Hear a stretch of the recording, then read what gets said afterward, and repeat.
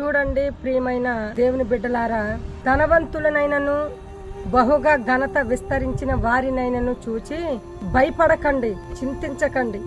ఎందుకంటే వారు చనిపోయినప్పుడు ఏమీ కొనుపోరు అని వాక్యము తెలియజేస్తుంది. ఇలాంటి ధనము గల వారిని, ఘనత గల వారిని చూచి భయపడి వ్యసనపడి ఏడుస్తూ ఉంటారు. వారు ధనవంతులైపోతున్నారు, వారి ఘనత విస్తరిస్తుంది, వారు గొప్పవారైపోతున్నారు. మనం ఎప్పుడు గొప్పవారం అవుతాము? మనం ఎప్పుడు ధనవంతులం అవుతాము? మనకు ఎప్పుడు ఘనత విస్తరిస్తుంది? మనము బంగారము కొనుక్కొని ఎప్పుడు ఒంటి నిండా ధరించుకుంటాము? స్థలాలు పొలాలు కొని ఆస్తిని సమకూర్చుకొని గొప్ప పేరు ప్రఖ్యాత కలిగి ఉంటాము అని మదన పడిపోతూ ఉంటారు.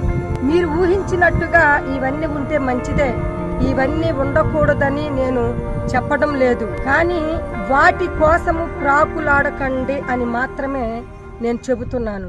కాబట్టి దానికన్నా ముందు దేవుడు మనకు అనుగ్రహించే పరలోక రాజ్యాన్ని పోగొట్టుకుంటామేమో అని దాని విషయంలో భయపడి మొదట ఆయన నీతిని వెదకండి, ఆయన రాజ్యమును వెదకండి.